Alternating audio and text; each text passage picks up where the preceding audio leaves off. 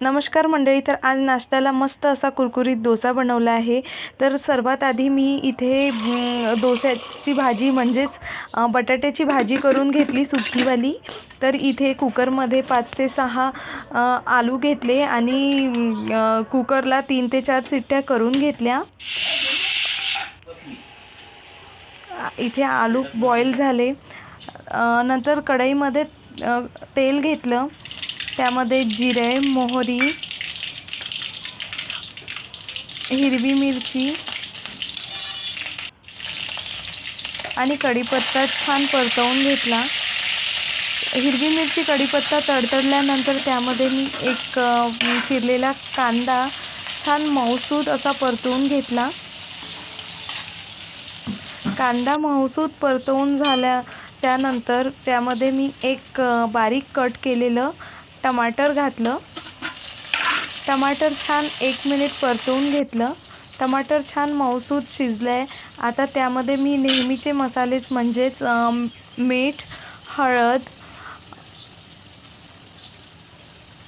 लाल मिर्च पावडर आणि घरगुती काळा मसाला 1 मिनिट मसाले छान परतवून घेतले.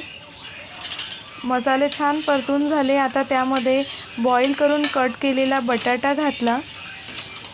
बटाटे छान मिक्स करून घेतले.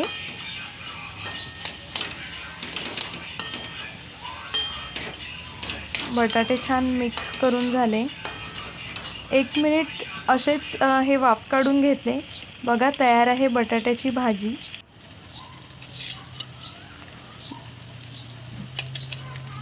चवीला खूप छान झाली होती ही बटाट्याची भाजी.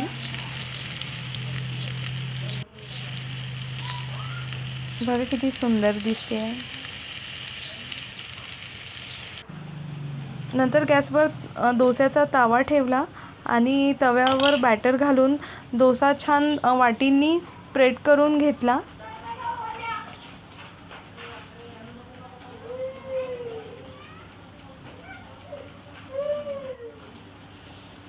तयार आहे मस्त असा डोसा.